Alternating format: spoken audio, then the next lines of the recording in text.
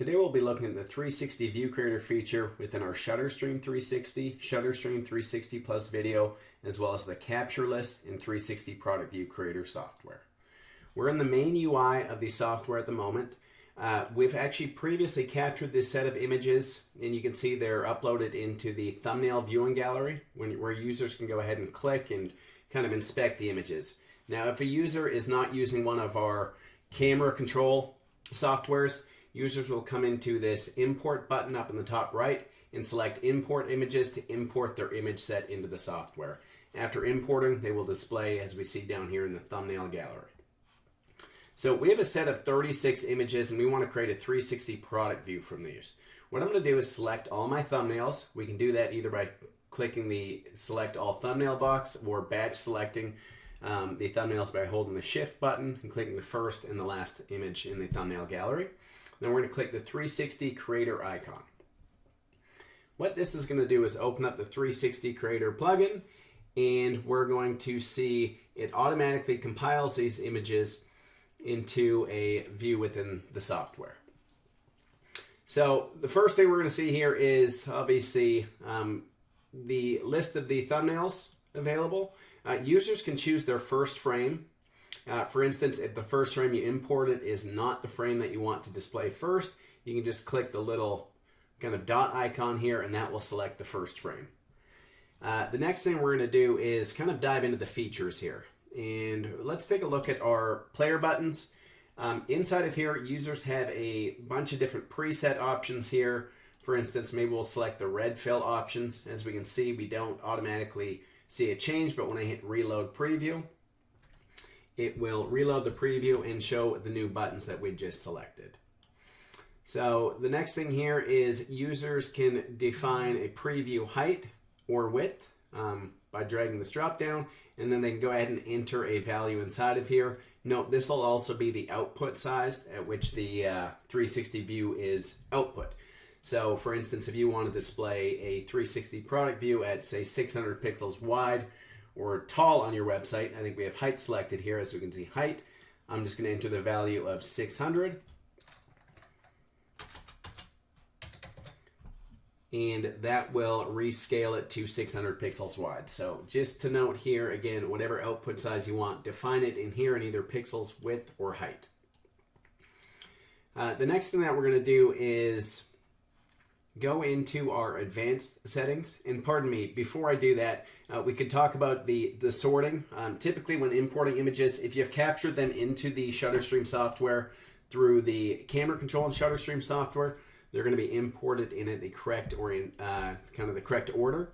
However, if you're importing images from a folder, you just want to ensure that your images are either named correctly or sorted correctly, and users can define to kind of sort by a date, file name, and if kind of using multi-row, you can also define that information through the row in the first row. Users can also define using a regex filter. We have more information on this inside of our user guide, as well as a KB in our Confluence article. And users can also define the output, and we won't just dive into this just yet. We're going to discuss some of the more advanced settings first. So by clicking advanced settings here, we're going to go into the advanced setting area. And let me just increase kind of the size of this window. All right, so in the advanced settings, the first option we see here is player, and this is the UI feature of the player. As we can see, they're both kind of highlighted with a blue underline. Users do have the ability to include and or omit buttons. For instance, if I don't want to show this full screen button here, I can actually click to omit that. Again, should I wish, I can hit reload preview, and that will reload the preview without that button. And as we can see, the resize button is no longer shown. So again, include and or omit buttons. Users also have full control over the location of the buttons. So let's change the orientation of the buttons here.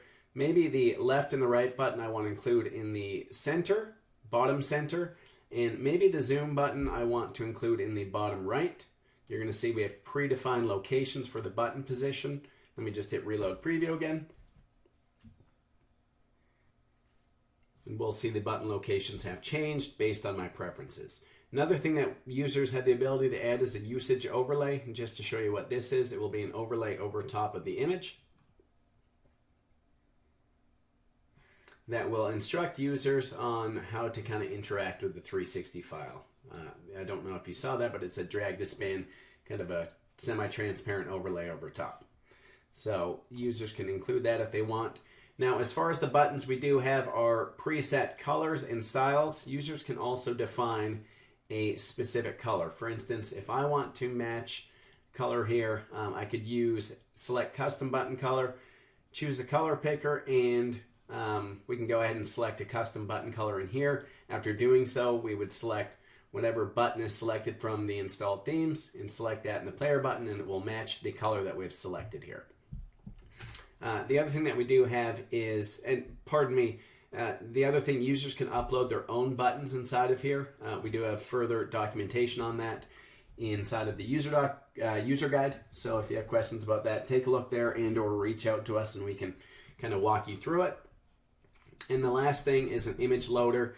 As a 360 view will download, it might take a second or two, depending on the size, the total size of all the images used in that file.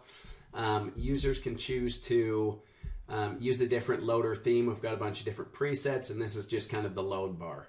So just be aware of that. Now, if we're moving on, we can look at the control. Users can define the drag direction of the pointer. So when I click and drag left and right, we could reverse that if required. Obviously, there's no point because it's working correctly in this example. They can choose their maximum zoom. That is the maximum zoom depth. Maybe you import images at, say, 4,000 pixels wide, but you only want to show the maximum zoom depth at 2,000 pixels wide. You would put this to 0.5, and that will limit the zoom and the overall high resolution images that are exported when you export your 360 view. We do have our zoom sensitivity. That will be kind of the steps when using kind of a mouse wheel scroll for your zoom in, zoom out. And we also, users can also define the number of steps for the zoom as well. So instead of just hitting plus and going and seeing kind of just a maximum zoom here, just showing the highest resolution file, users can say, okay, it takes 3 zoom clicks to get to that full size view. So our horizontal drag speed is going to be our kind of how sensitive it is for left and right mouse click. Users can change the sensitivity by increasing this value up or down. We also do have a vertical drag speed. If users are, which is kind of irrelevant here, but if a user has shot a multi-row 360 view in which there's multiple rows kind of up and over top of the product, you would be able to click and drag up and down to see the different angles, and they can also choose the sensitivity by changing this number right here. Continuing on, users can choose to enable a mouse wheel zoom. That would be using a mouse wheel to zoom in and out of the product, and then also mobile scrolling. Now, continuing on, we will look at rotation. Users, and this is kind of at the start when it first loads, we just have it set to rotate at start, and basically what that will do is just continuously autoplay until the user kind of jumps in and moves the object left and right. Users can define rotate just once, so after it loads, it will rotate one full 360, then stop. They can choose to rotate in a reverse direction. Bounce rotation, a good example of this is maybe you shot a 180 view of maybe say a necklace and you don't want to show the actual back of the product. Basically, bounce rotation would look something like this where it just bounces back and forth, left and right. Enable rotation after mouse control. So if I jumped in here and moved the object and I let go of it, if enable rotation after mouse control was selected, it would continue spinning. Rotation inertia gives users the ability when they can kind of click and drag and throw the object and it will continue spinning as they kind of throw it. That's the enable rotation inertia. Swoosh is going to try to kind of fill in frames. Maybe you shoot a lower number of frames. Maybe it's only 8 images and you want it to look like a more full 360 rotation. You could use the enable swoosh, and what that's going to do is kind of try to fill in frames in between. And the last one is enable fast first frame. This is a kind of a preload option. What it's going to do, instead of downloading the full 360 view when a customer goes to view the 360, it would just show a first frame. Then when a user clicks, it will download the rest of the 360 image set. So just an optimized kind of download speed if you have the enable fast first frame option selected. Our next one is going to be image fine tuning. Users can do some sharpening as well as choose their overall image quality. Just to give you an idea, if using these for web viewing, you probably don't need the maximum image quality. So users could say, downsample the image quality a bit to 90, just to kind of optimize overall file size, which will also help with kind of download speed. So that's our player options. Our next option is our hotspots.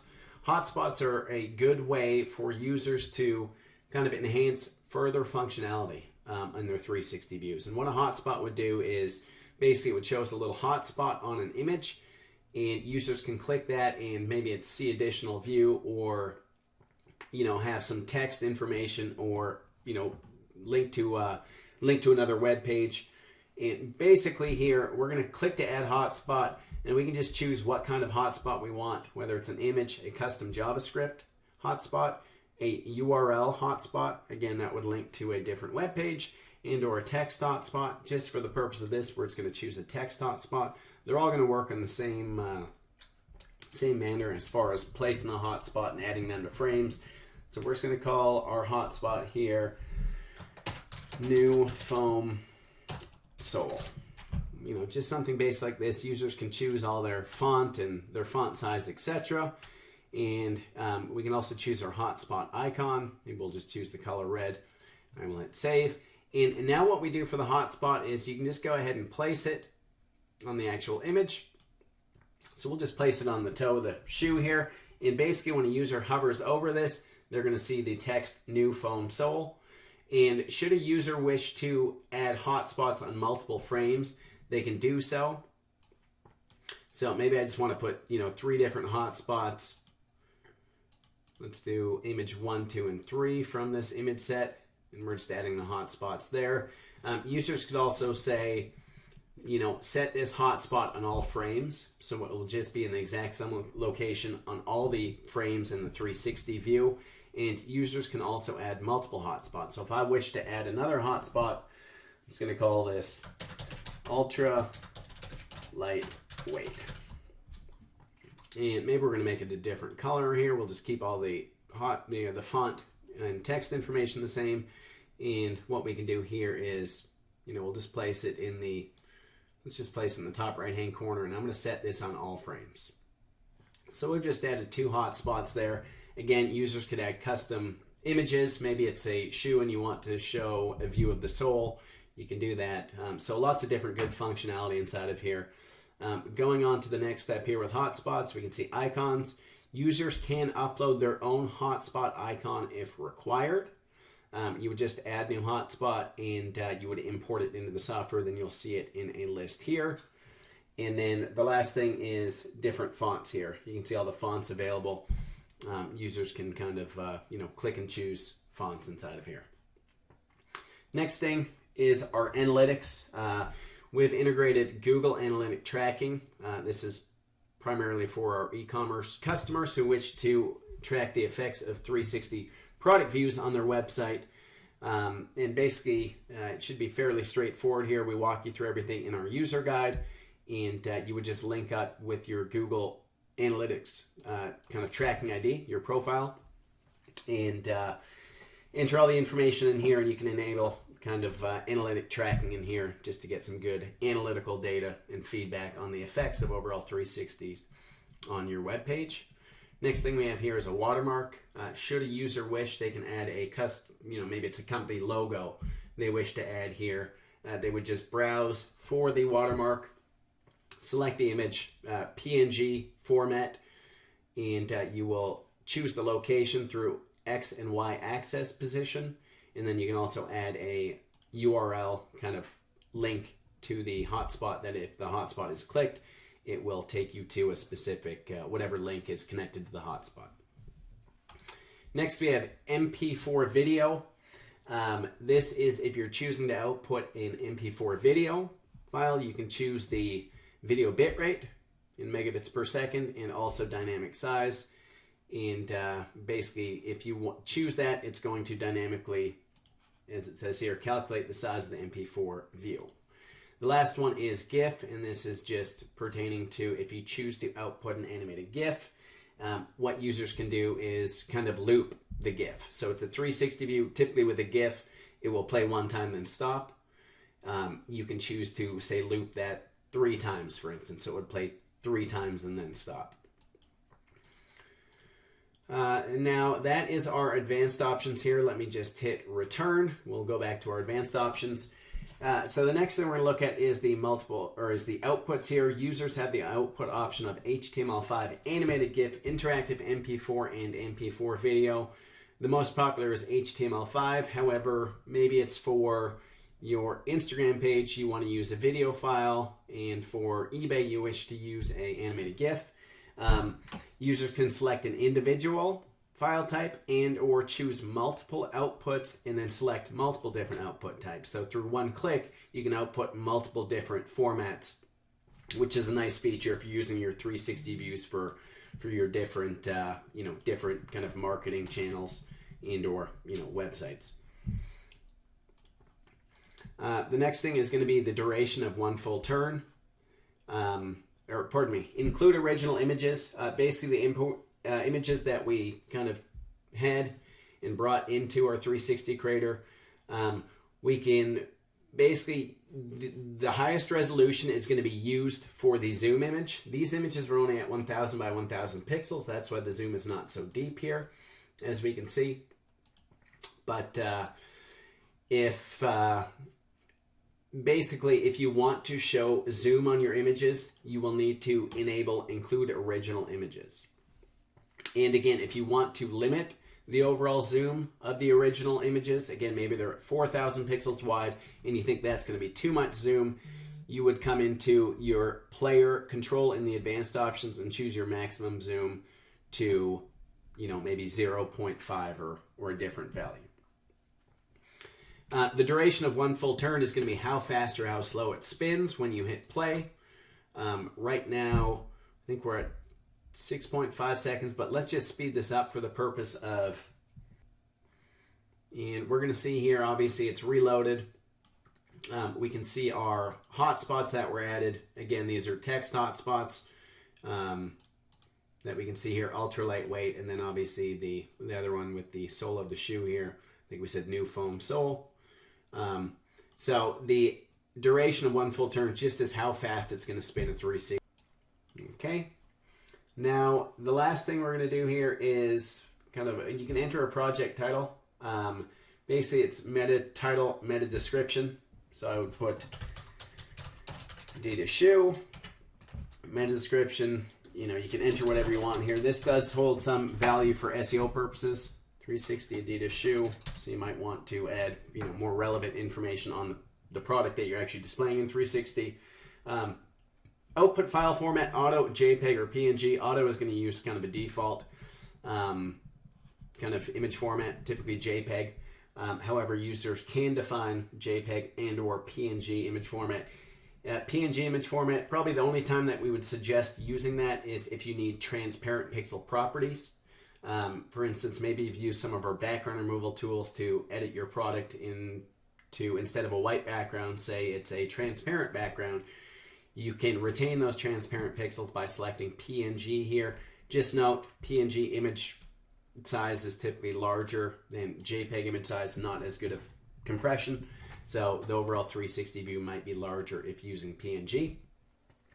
Next, we do have our output settings. Local is outputting to a local folder. Local plus uploadable archive would be outputting to a local folder, and then also outputting an uploadable archive, which is essentially a file that can be uploaded into our stream server. And last would be to upload directly to our 360 stream server. We're just going to choose local. and this is the majority of our customers will use the local output and then just host their 360 views themselves. Our last step here will be Adidas shoe. We're going to give it an output name, and we're going to export to whatever folder we've specified here, which is a shoe 360 view folder, and I will choose export. And as we can see here, web ready, interactive 360 product view. Now, going back into the software, one thing I should point out, all these settings that we just created and kind of set to optimize our 360 view, these can actually be saved in a profile.